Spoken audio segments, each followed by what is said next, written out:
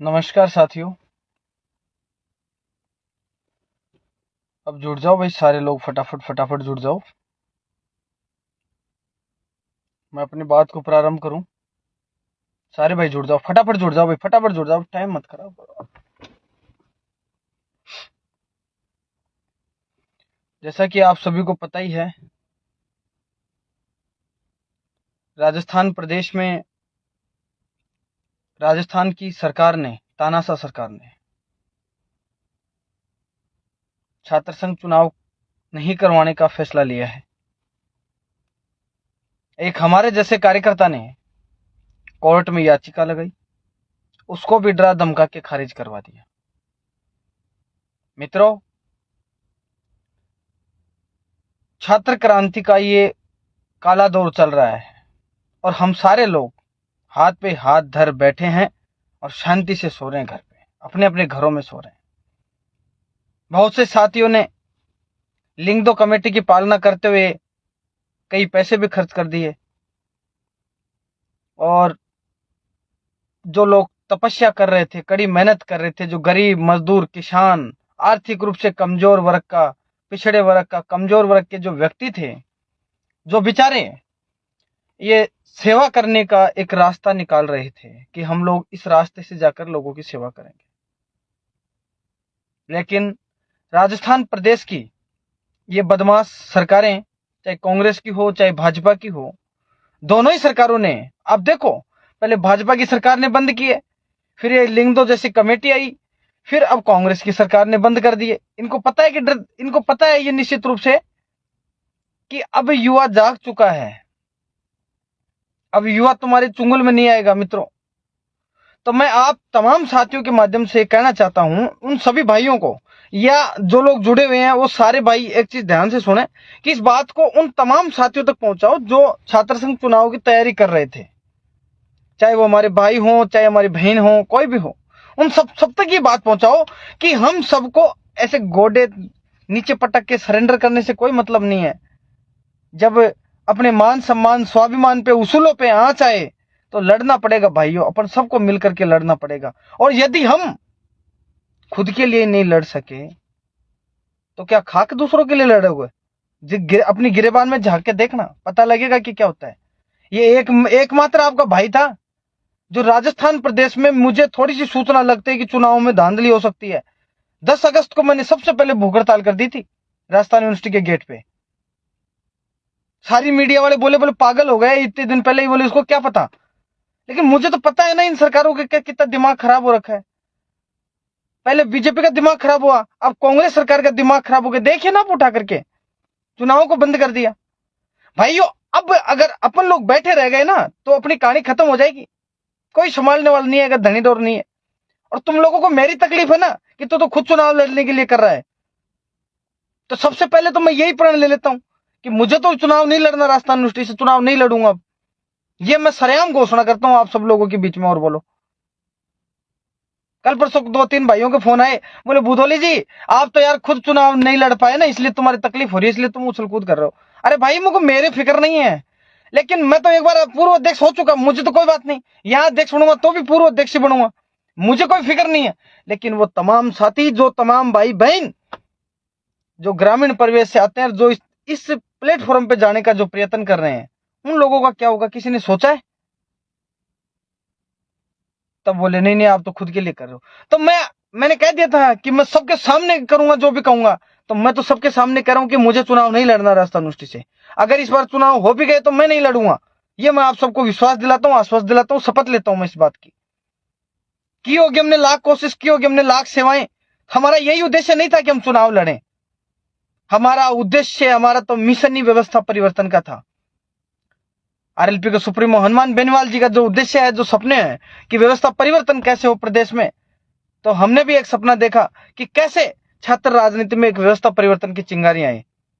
और उसके परिवर्तन आपने देखे होंगे, चाहे यूनिवर्सिटी में इंदिरा रसोई योजना खुली हो, चाहे 10% फीस बढ़ोतरी नहीं हुई हो। जब हम पेड़ पे चढ़े थे ना, 3.5-4 घंटे पेड़ पे चढ़े रहे थे, तब 10% फीस जो हमेशा बढ़ोतरी होती ना, इस बार नहीं हुई। वो इंदिरा रसोई योजना पूरे प्रदेश की सबसे बड़ी इंदिरा रसोई योजना खुली तो यूनिवर्सिटी में खुली।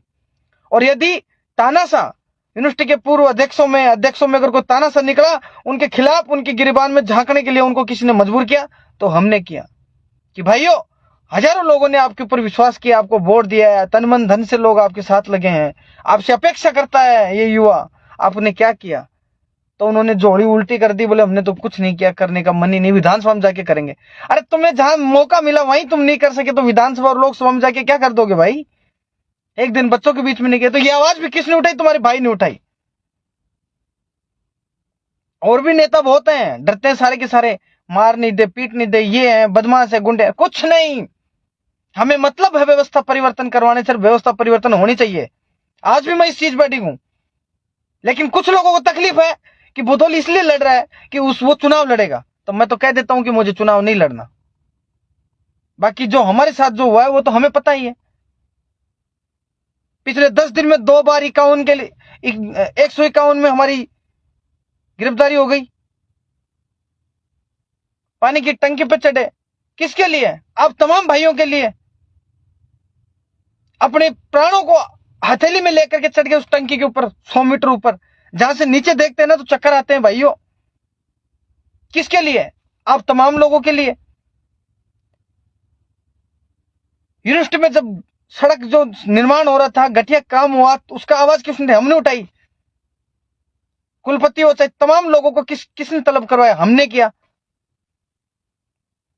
चाहे लाइब्रेरी में सीटें बढ़ो, अरे अनगिनत काम है भाई, अनगिनत काम है, बहुत है। हर 7 दिन में 2-3 ज्ञापन देते थे, उछल कूद करते थे, सारे काम करते थे। उनको उनकी कानों में जाकर के बंसुरी बजाने का काम किसने किया? हम लोगों ने किया। बहुत से लोग होंगे रील्स के नेता होंगे, हमें वो चीजों फर्क नहीं पड़ता, हमें तो इतना आता भी नहीं है रील्स उल्स बनाना।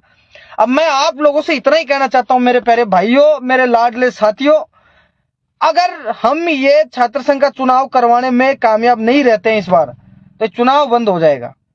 और चुनाव बंद हो जाएगा, इससे कोई फर्क नहीं पड़ता, लेकिन चुनाव नहीं होगा, इससे बहुत ज्यादा दिक्कत आएगी आने वाले समय में। पूछो आप, मेरा कहने का मतलब है कि जो छात्र संघ चुनाव होता है तो छात्र नेता निकल के आएगा घर से बाहर। सारे लोग तो मेरे जैसे नहीं है, जैसे मैंने कह दिया कि मुझे चुनाव नहीं लड़ना। मैं आप तमाम जो लोग लाइव देख रहे हैं उन सबकी शपथ खाता हूं, मुझे तो यूनिवर्सिटी का चुनाव नहीं लड़ना। मैं राजस्थान यूनिवर्सिटी का चुनाव नहीं लड़ूंगा, किसी भी कीमत पे नहीं लड़ूंगा। अब इसके पीछे कई कहने वाले ये भी कह देंगे कि तुम्हें तो पता है चुनाव नहीं होंगे। अरे भाइयों, आप याद कीजिए, जब देश में मोदी सरकार ने काले कानून लाए थे किसानों के ऊपर, तब युवा और किसान एक साथ खड़ा होकर के लड़ाई लड़ा था, और मोदी की सरकार ने 1 साल बाद झुकी और फिर अपने कानून वापस लिए, काले कानून। तो कोई भी लड़ाई यदि अपन पूरी शिद्दत से, पूरी ईमानदारी से लड़ेंगे ना, तो निश्चित रूप से जीत मिल सकती है। अगर जीत मिल भी गई तो मैं चुनाव नहीं लड़ूंगा, ये मैं आपको आश्वस्त करता हूं। अपन लड़े भी नहीं, ये तो बुरी, अपन चुनाव करवाने के लिए भी नहीं लड़े तो बुरी बात है। और यदि चुनाव राजस्थान प्रदेश में नहीं होता है भाइयों, आप देख लीजिए, करीब 14 तारीख से 14-15 तारीख से राजस्थान यूनिवर्सिटी में ना तो क्लासें हो रही। आप सोचिए, अरे ये चीज बहुत बड़े मुद्दे को बता रहा हूं, ना तो क्लासें हो रही। जो बच्चे पीजी के लिए जिन्होंने एंट्रेंस दिया, डॉक्यूमेंट्स वेरिफिकेशन करवाए, 2 स्टेप वेरिफिकेशन करवाए, तमाम प्रक्रिया करवा दी, मेरिट लिस्ट जारी होने से बीच में रुक गई। आप सोचिए, मेरिट लिस्ट जारी होने के बीच में अटक गई। आज 10 से 15 दिन हो गए, जो 3 दिन का काम था बीच में रुक गया। प्रदेश भर के हमारे छोटे भाई बहन आते हैं, बड़े भाई बहन आते हैं, जो डिग्रियां लेने के आते हैं, डिग्री लेने के लिए आते हैं। कोई मार्कशीट लेने आता है, किसी की मार्कशीट में नाम उल्टे सुलटे तो वो ठीक करवाने के लिए आता है। किसी के क्या प्रॉब्लम होती है, किसी के क्या प्रॉब्लम होती है, कुछ नहीं, आते हैं और वो घूम फिर के वापस चले जाते हैं रो रा करके। कौन सुनेगा उनकी? मैं आपसे पूछता हूं, कौन सुनेगा उनकी आवाज? मुझे ये बताओ। छात्र इधर धरने पे बैठे हैं, जो ऑफिसों में काम करते हैं सारे वर्कर अलग दुकान खोल के अलग धरने पे बैठे हैं, अलग संगठन के पर्दे के नीचे। जो प्रोफेसर जो पढ़ाते हैं हमें, जो इन तमाम प्रक्रियाओं को संभालते हैं, वो लोग अलग दरी पट्टी बिछा के बैठे हैं, उनके ओपीएस का मामला फंसा पड़ा है। ये सरकारें देखो आपस में उलझा दी ना, इससे शिक्षा व्यवस्था चौपट हो गई। ना पढ़ाई होगी, ना लिखाई होगी, ना एडमिशन होंगे, ना रिजल्ट होंगे, तमाम प्रक्रियाएं बंद हो गई। जो मैं कहता था ना गौशाला की हरकत हो गई, तो ये वास्तव में वास्तविकता हो गई कि गौशाला हो गई। पूछो कैसे? बाहर गेट के ऊपर गार्ड लगे हुए हैं हाथ में डंडे लेकर के, तो वो गवारे हो गए। अंदर ये खेत हो गया खाली, इसमें गाय आओ चरो वापस जाओ, बस, और कुछ नहीं। और कोई लेना देना नहीं है, इस यूनिवर्सिटी में कोई मतलब नहीं है। मेरा उद्देश्य यूनिवर्सिटी की बदनामी करने का नहीं है, लेकिन मेरा उद्देश्य आप लोगों को वास्तविकता दर्शाना भी है। ऐसी परिस्थितियां ना जाने कितनी कॉलेजों में हो रही होंगी, कितने जगह पे हो रही होंगी, कितने गरीब मजदूर किसान तबके के कितने छात्र नेताओं की हाल बेहाल हुए होंगे। हे मेरे भाइयों, अब आप और हम सब लोग मिलकर के इस लड़ाई को लड़ेंगे। क्या पता ये लड़ाई अपने को जीत की तरफ ले जाएगी। और जो भाई जिन्होंने सपना देखा है कि मेरे नाम के भी अध्यक्ष लगे, उपाध्यक्ष लगे, महासचिव लगे, संयुक्त सचिव लगे, आरआर लगे, तो तमाम पदों के ऊपर जो भी लगे उसके जो उसकी किस्मत कितनी मेहनत करता है, लेकिन जो सारी की सारी मेहनत धरी रह गई। आज पक्ष और विपक्ष के तमाम नेता मिलो और इस लड़ाई के लिए आगाज करो। और जो जो साथी इस लड़ाई में मदद करना चाहता है, मैं ये कहना चाहता हूं कि इस लाइव के ऊपर जो टाइटल मैंने डाला है, हेडिंग डाली, उसमें मेरे कॉन्टेक्ट नंबर डालूंगा। आप लोग मेरे पास जरूर फोन करो। अपन सारे लोग एक दिनांक तय करके एक बड़ी रणनीति बनाते हैं और इस सरकार को कैसे उखाड़ फेंकने का काम करेंगे, किस प्रकार से अपने अधिकारों के लिए लड़ेंगे, किस प्रकार से चुनाव वापस करवाएंगे, कब करेंगे, किस प्रकार से करेंगे, कब लड़ेंगे, किस प्रकार से लड़ेंगे और कौन कौन लड़ेगा। सारे पीड़ित भाइयों आ जाओ। आज एबीवीपी की देख लो संगठन नीति, कल परसों फर्स्ट ने न्यूज में आई थी, बोली एबीवीपी ने तो बिल्कुल ही बंद कर दी अपनी व्यवस्था सारी, बोले हम तो चुनाव करवाना ही नहीं चाहते। एनएसयूआई थी, वो भी मैदान छोड़ के भग गई। कोई नहीं आएगा चुनाव करवाने के पक्ष में, बताओ आप, क्योंकि इनको तो पता है कि हम लोग हार रहे हैं। और आप और हमारे जैसे जो गरीब तबके के जो लोग हैं, किसान वर्ग के जो लोग हैं, वास्तविकता में जो धरातल पे चप्पल रगड़ रहे हैं ना, जो बड़े बड़े नेता बड़ी बड़ी गाड़ियों में आते हैं, रील्स वगैरह बना लेते हैं, गाड़ियों का काफिला लगा करके 1,50,000 में गाड़ियां ले आते हैं किराए पे, 20 गाड़ी देते मेरे को, उनको 3 चक्कर कटवा देते हैं तो बड़े नेता बन जाते हैं, रील चलती है, अपन लोग देखते हैं तो बहुत बड़ा नेता, देखो कितनी गाड़ी। ये पता ही नहीं कि कहां पे डकैती करके और ये 20 गाड़ी किराए पे ले आया और इनको चला के दिखा दिया। भाई अपने पास तो नहीं है इतना संसाधन वगैरह, छांगा बांगा कुछ नहीं है। अपन तो वो लोग हैं जो धरातल पे चप्पल रगड़ रगड़ के लोगों की सेवा करके उनकी आवाज उठाने का काम करते हैं, उनकी मदद करने का काम करते हैं। और अपन ने जो काम किए हैं, चाहे मैं अध्यक्ष था उस वक्त के देख लो, चाहे अब के देख लो, कोई तुलना नहीं कर सकता। यूनिवर्सिटी में कोई चैलेंज नहीं कर सकता हमारे कामों को, हमने क्या क्या काम किया। अगर किसी में दम है, कल परसों फर्स्ट न्यूज की डिबेट थी, एबीपी एनएसयूआई के थे, कुछ हमारे प्रतिनिधि चुने हुए थे और मेरे को बुला लिया, पूरी डिबेट कैंसिल हो गई। आप समझिए इस बात को। मेरे पास पूरे कागज थे, सबको पता लग गया कि पूरे कागज लेके आ रहा है कि मैंने क्या किया और तुमने क्या किया। मैं उनसे भी कह दिया कि कागज लेके पहुंचो, सामने बात करेंगे कि 1,000 2,000 5,000 20,000 लोग भी देखे सामने कि मैटर क्या किया इन लोगों ने। लेकिन अब बात मान सम्मान की मित्रों, तो मैं तो आप लोगों से यही निवेदन करूंगा कि इस लड़ाई में कौन कौन इस आहुति देना चाहता है, इस सत्य न्याय धर्म के हवन में कौन कौन छलांग मारना चाहता है, कौन कौन कूदना चाहता है। और जो जो इस लड़ाई में मदद करने की मनसा रखता है, जो चाहता है कि हम चुनाव लड़ें, जो चाहता है, कई लोग ये सोचते हैं कि मैं तो अगली बार लड़ लूंगा। बेटे अगली बार तो जब लड़ेगा ना चुनाव होंगे, अरे कम से कम अगली बार का रास्ता तो क्लियर कराएंगे, पूरी ताकत से लड़ेंगे। क्या फर्क पड़ता है इन सरकार को, एक लेटर फिर जारी कर देंगे कि चुनाव स्थगित किए जाते हैं 5 साल के लिए। फिर क्या कर लोगे, नाचोगे कूदोगे, फिर ले आना डमरू डमडम बजाते घूमना गांव में। भाई अपन तो बजा लेंगे डमडम, कोई दिक्कत नहीं, लेकिन यूनिवर्सिटियों का कॉलेजों का जो बदहाल होगा उसका कौन जिम्मेदार होगा, आप और हम जिम्मेदार होंगे। ये तमाम जो प्रदेश भर के युवा जो साथी थे, छात्र यूनियन से जुड़े जो लोग थे, जिन्होंने कहा, कई फोन आ रहे, रोज मेरे पास 20 30 50 फोन आ रहे इस मामले में, क्या करें कब करें। तो उन सबको मेरा ये आह्वान करता हूं कि आप सारे लोग, मैं भी नंबर डाल देता हूं, जो लोग नहीं जुड़े उनको भी नंबर डाल देता हूं। अरे तुम छोड़ो इन सारे संगठनों को जो तुम्हारे दुख में काम ही नहीं आए, एबीपी हो चाहे एनएसयूआई हो, तुम लोग लड़ोगे तो लोग तुम्हें एक्सेप्ट करेंगे, लोग आपसे जुड़ेंगे। और जब लोग जुड़ेंगे तो संगठन खुद भाग के टिकट दे देगा, ले तू हमारे संगठन से चुनाव लड़ ले। जब मेरा चुनाव हो रहा था, छात्र संघ चुनाव, उस वक्त एबीपी हो चाहे एनएसयूआई हो चाहे एसएफआई हो चाहे तमाम संगठनों ने पता है क्या कहा था, हमारी टिकट से लड़ ले, हमारी टिकट से लड़ ले। क्यों? क्योंकि धरातल पे मेहनत की तब, और फिर निर्दलीय था मेरा तो मित्रों, मैं तो यही कहना चाहता हूं आपको, निर्दलीय पैनल बना के जीते थे हम। तो मैं ये कहना चाहता हूं, तुम में अगर दम होगी तो ये संगठन पीछे पीछे तुम्हारे घूमेंगे, और तुम फ्यूज बल्ब रहोगे ना तो तुम्हें लाइन में लगा देंगे। 50 लाख रुपए दिए भी टिकट नहीं देंगे तुम्हें। बहुत से ऐसे फ्यूज बल्ब होते हैं जिनको टिकट नहीं मिलती, और जो मेहनत करता है टिकट पीछे से जाकर उनको दे देते हैं कि लो जी टिकट लो, तुम चुनाव लड़ो, और ये लो पैसे भी लो, तुम लड़ो चुनाव, क्योंकि टिकट जीतनी चाहिए। और तुम अगर मेहनत करोगे, स्टूडेंटों के मान सम्मान के लिए लड़ोगे, तो फिर आपकी निश्चित रूप से टिकट उकट आपके आगे पीछे घूमेंगी और चुनाव भी जीतोगे भाइयों। जो साथी नर्वस होके घर पे पड़ गए, उनसे मेरा आह्वान है, निवेदन है, अरे क्या तुम लोग यार 10 अगस्त को सबसे पहले तुम्हारे भाई ने चुनाव की डेट जारी करवाने के लिए धरना दिया था, भूख हड़ताल की थी। आप लोगों को पता होगा, देख लीजिए आप सोशल मीडिया पे। उसके बाद में भी चाहे यूनिवर्सिटी में भूख हड़ताल का धरना शुरू करवाया, उसमें बड़ा योगदान हम लोगों ने किया कि सारे लोग मिलकर बैठो, से हलचल तो पैदा करो। फिर हलचल क्या, 4 दिन हो गए साथी लोग भूख हड़ताल पे भूखे मरे बेचारे, पानी की टंकी पे भी चढ़े हम। सारे जतन हमने जताए, लेकिन अब पानी की टंकी पे मैं ही नहीं चढ़ा। कोटा में, भरतपुर में, और एक जगह और थी, कौन सी थी वो, कोटा भरतपुर, शायद ये धौलपुर वगैरह इधर कोई थी, पाली वाली साइड की एक जगह और थी। सिक्कर के भी कई साथियों के फोन आ रहे थे, हम भी टंकी पे चढ़ेंगे। मोबाइल टंकी पे चढ़ना कोई समाधान नहीं, अपने आप को परेशान करना है।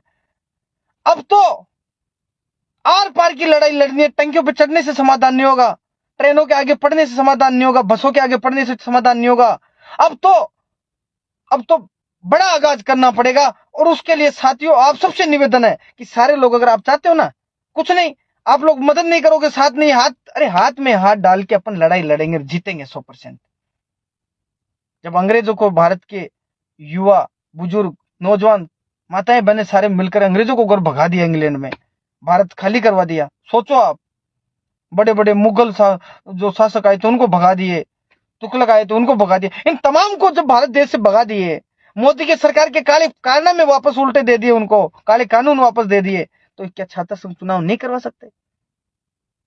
नहीं करवा सकते? इतना कमजोर युवा है हमारा प्रदेश का।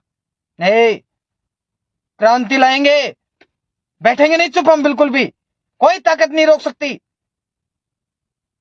उसके लिए तो अपन सबको मिलकर लड़ना पड़ेगा भाई। मैं अकेला थोड़ी कुछ कुछ कर पाऊंगा, अकेला क्या कर पाऊंगा मैं? सारे लोग मिलकर के एक बड़ी लड़ाई लड़ते हैं, और इस चीज को सारे भाइयों तक फैला दो, सारे भाइयों तक फैला दो। देखिए, संगठनों से ऊपर उठना पड़ेगा, जाति धर्म से ऊपर उठना पड़ेगा, लिंग से ऊपर उठना पड़ेगा। ये नहीं देखना कि मैं तो लड़की हूं, मैं तो लड़ ही नहीं सकती। लड़कियां तो बहुत लड़ सकती हैं। लड़कियों अपनी ताकत को झांको आप बहनों। लक्ष्मीबाई को पढ़ लो आप, अगर आपको लगे कि मैं कुछ नहीं कर सकती। सावित्रीबाई फुले को पढ़ लो आप, शिक्षा की क्रांति लाने में कितना बड़ी। फातिमा बहन को पढ़ लो आप, समझो बात को, इनको पढ़ो ना आप, देखो इनके बारे में इन्होंने क्या किया। बहुत से ऐसे लोग हैं, बहुत सी ऐसी माताएं बहनें रही हैं जिन्होंने बहुत बड़ी बड़ी लड़ाइयां लड़ी हैं। और हमारे भाइयों का तो कहना ही क्या, इनके दिमाग में जज जाए तो बड़ी लड़ाई लड़ते हैं, और दिमाग में जज जाए तो घर में रजाई ओढ़ के सो जाए। लेकिन मैं ये कह रहा हूं, आने वाली पीढ़ियां आपको और हमको, सब लोगों को गालियां देंगी। मुझे अकेले को नहीं देंगे, आपको भी अकेले को नहीं देंगी, सबको गालियां देंगी। और इस लड़ाई को गालियों से मुक्त करने के लिए मिलकर लड़ना पड़ेगा। और लड़ना क्या पड़ेगा कि मेरे नंबर में भी डाल रहा हूं, जो साथी इस लड़ाई में पूरी ताकत से, पूरी ईमानदारी से लड़ना चाहता है वो मेरे को करो। बाकी अधिकतम कॉलेजों में जुड़े साथी लोग हैं, उन तक मैं प्रयास करूंगा। अपन सारे लोग एक जूम ऐप पे मीटिंग बैठा करके, या फिर ऑफलाइन मीटिंग बैठा करके एक बड़ा निर्णय लेंगे कि अब हमें आगामी कदम क्या उठाना है। तो मैं तो आप लोगों से यही कहना चाहता हूं, अब सोचने का समय गया। उठो, लिखो इतिहास नया। और सरकारें जो गलत फैसले लेती हैं, इनके घुटनों पर बल टिका दो यार, क्या बकवास करते, टिका दो घुटनों के बल। सोचिए आप सोचिए, इस बात को समझिए कि राजस्थान प्रदेश में कितने बड़े बड़े नेता हैं, लड़ते रहते हैं आपस में। उसने ये कह दिया, उसने ये कह दिया, वो कह देगा तुम्हारी भैंस मर गई, वो कह देगा नहीं तेरी बकरी मर गई। वो ऐसे ऐसे कमेंट तो बहुत करते रहते हैं, तुम्हारी वहां वो नहीं है, तुम्हारी वहां वो नहीं है, अरे तेरे वहां वो नहीं है। ये बड़े बड़े नेता लड़ते रहते हैं ना आपस में, पता नहीं कैसी कैसी बातें करते थे। लेकिन छात्र संघ चुनाव पे किसने बोला? एकमात्र आदमी ने बोला, आरएलपी के सुप्रीमो हनुमान बेनीवाल जी ने, एकमात्र आदमी ने बात रखी है, और किसी ने नहीं रखी। यूनिवर्सिटी में भी भूख हड़ताल पे साथी लोग तड़प रहे थे भूखे, उनके बीच में कौन आया? हनुमान बेनीवाल अकेले आए। आप सोचिए, इन नेताओं के दिमाग में क्या चल रहा है, हार का डर कितना सता रहा है इनको। ओहो, वेरी सैड। तुम लोगों को नहीं लगता कि कभी एक बार सोचो, आप मनन करना भाई। अभी मेरा लाइव समाप्ति की हो रहा है, आप लोग मनन जरूर करना कि हमें क्या करना चाहिए। या तो हाथ पे हाथ धरो और सो जाओ, पीछे पिल्लो लगा करके सो जाओ आराम से, कोई दिक्कत नहीं है। और यदि ये लड़ाई लड़नी है तो फोन इतने आने चाहिए, गूंज जाना चाहिए पूरे प्रदेश में, ऐसे हो जाना चाहिए कि ये तो तूल पकड़ेगा, और तूल पकड़ाएंगे, किसी भी कीमत पे पीछे नहीं हटेंगे। बाकी सब मैं देख लूंगा, कोई दिक्कत नहीं। तुम्हारा भाई बैठा ना, चुप बैठे रहने से कुछ नहीं होगा भाई, कुछ नहीं होगा। और कोशिश करो, कल ज्ञापन दो, जितने भी हो सके कल दो। कल बढ़िया बार है, कल जितने हो सके उतने ज्ञापन दो। एक बार ज्ञापन देके चेता दो कि हम कुछ भी कर देंगे, फिर बकवास मत करना। तुम प्रशासन और सरकार को कह दो ना, क्या दिक्कत है? डरते हो क्या तुम लोग? डरोगे फिर नेतागिरी कैसे करोगे? लोगों की आवाज कैसे उठाओगे? न्याय कैसे दिलाओगे? अन्याय, आजकल तो बहुत अत्याचारी अन्यायी सरकारें हो गई भाई। देखो आप, कितने रेप कांड हो रहे हैं, छोटी छोटी बालिकाओं के साथ रेप हो जाता है, भट्टियों में जला रहे हैं। देखो तो सही है आप, गूंगी बहरी लड़कियों के साथ किस प्रकार से ज्यादती की जा रही है। देखो आप, देखिए आप, देखिए आप, बहुत बहुत गलत हो रहा है इस प्रदेश में। मटकी को छूने से देखो आप क्या हो रहा है, मौत के घाट उतार दिए जाते हैं। मुछ रखने पे देखो आप क्या हो रहा है इस प्रदेश में, देखो आप क्या हो रहा है। क्या बैठे रहोगे तुम लोग? सहलोगे ये सारे जुर्म? इस अन्याय के खिलाफ नहीं बोलोगे तुम? भगत सिंह जी को सिर्फ खुश करने के लिए उनके भगत सिंह करते हो क्या? उनके विचारों को पढ़ रहे हो क्या तुम? उनके विचारों को पढ़ो मेरे भाई। उठो, अब उठ जाओ, उठो जागो और अपने हक और अधिकारों की लड़ाई को लड़ो। ये छात्र संघ चुनाव नहीं होने का मतलब है पढ़ाई लिखाई शिक्षा जगत के ऊपर एक बहुत बड़ा तमाचा, रीढ़ की हड्डी तोड़ना जैसा है। ये लच्चर हो जाएगी पूरी की पूरी ये शिक्षा व्यवस्था भाइयों। कोई नहीं संभालेगा। देख लो ना उदाहरण आप, राजस्थान यूनिवर्सिटी में सब कुछ बंद पड़ा है आज। किस लिए? छात्र संघ चुनाव नहीं हो रहे। ज्यादा कुछ नहीं कहना चाहता आप लोगों से, यही निवेदन करूंगा। और मुझे आप लोगों पे भरोसा है, विश्वास है, और ना बल्कि विश्वास, पूरा विश्वास है, भरोसा है, पूरा भरोसा है कि आप लोग अपने हक और अधिकारों की लड़ाई को निश्चित रूप से लड़ेंगे, मिलकर के लड़ेंगे, सारे भाई मिलकर के लड़ेंगे। जल्दी अपन घोषणा करेंगे, लेकिन आप लोगों के फोन आने चाहिए। उसके बाद अकेला तो मैं तो टंकी पे चढ़ सकता हूं, वो मैं चढ़ गया। और बताओ अकेला क्या कर सकता हूं? मैं तो करने के लिए तैयार हूं। भूख हड़ताल पे सबसे पहले कौन बैठा? मैं बैठा भाई। मैं तो सब चीजों के लिए तैयार हूं। आप लोगों का साथ चाहिए। बड़ी लड़ाई लड़ेंगे, प्रदेश स्तरीय लड़ाई लड़ेंगे। सरकार को यह महसूस हो जाएगा कि ये तो वास्तव में काला कानून है, युवा तो हाथ से ही निकल गया। तब सरकारें भगेगी फिर। जैसे भूखा कुत्ता नहीं भगता क्या? कभी नाली में मुंह देता है, कभी पेड़ के बटका भरता है, कभी कहां कभी कहां कभी कहां, ऐसे पागलों की तरफ भगता है भूखा कुत्ता। उस तरह से सरकार है ना, भूखी तिलमिलाती हुई, अरे बोलो कुछ, अरे रास्ता निकालो रे मंत्रियों, कुछ करो रे, कुछ करो रे, तब जाके समझ में बैठेगे इनके। और वो कब होगा? जब हम लोग तैयार होंगे। हम एहसास करवा देंगे सरकार को कि हम तैयार हैं लड़ाई लड़ने के लिए। बहुत बढ़िया बढ़िया सुझाव डाल रहे हैं आप लोग, मैं सारे सुझाव पढ़ रहा हूं आपके। हम आपके साथ हैं बूंदी से। हाँ, अरे भाइयों साथ हो। अभी नंबर डाल रहा हूं, तुम फोन करना शुरू कर दो अब से थोड़ी देर, 1 घंटे बाद में। अभी कार्यक्रम में हूं मैं, जस्ट अभी थोड़ी देर में पहुंचने वाला हूं। 1 घंटे बाद में शुरू कर दो। पूरी रात तुम्हारे फोन उठाऊंगा मैं, ये मैं आपको भरोसा दिलाता हूं। हर व्यक्ति के फोन को मैं उठाऊंगा, ये मैं आपको विश्वास दिलाता हूं। और उठाता भी मैं तो बात करता हूं, सबसे बात करता हूं मेरे भाइयों। करो आप तो, डालो। और अपन नई प्लानिंग, नई दिशा और नई दशा के साथ पूरी ताकत के साथ लड़ाई लड़ेंगे। जो होगा देखा जाएगा, लेकिन छात्र संघ चुनाव अधिकार हमारा, शिक्षा की रीढ़ नहीं टूटने देंगे। ये हिटलर शाही जो फरमान है, इनको वापस भगा देंगे, फाड़ देंगे इनको, जला देंगे इनको, तेल डाल के जला देंगे इन फरमानों को। लेकिन छात्र संघ चुनाव करवाएंगे भाइयों। हक और अधिकारों की लड़ाई है। कोई भी साथी कमेंट में नंबर मत डालो, आप मेरे को डायरेक्ट फोन करो आप, ठीक है ना? आप कमेंट में नंबर मत डालो, ठीक है भाइयों? आप लोग, कल मैं और फिर दोबारा तुमसे वार्ता कर सकता हूं, प्रयास करूंगा मैं। देखिए कल तुम्हारा क्या रेस्पॉन्स आता है, फिर मैं डाल दूंगा टाइम। और सभी साथियों तक फैला दो इस बात को कि अब बड़ी लड़ाई लड़ेंगे, आगाज करेंगे प्रदेश से। बैठेंगे नहीं, हम नहीं बैठेंगे, शांति से बड़ी लड़ाई लड़ेंगे। नमस्कार। इनकलाब जिंदाबाद, जिंदाबाद।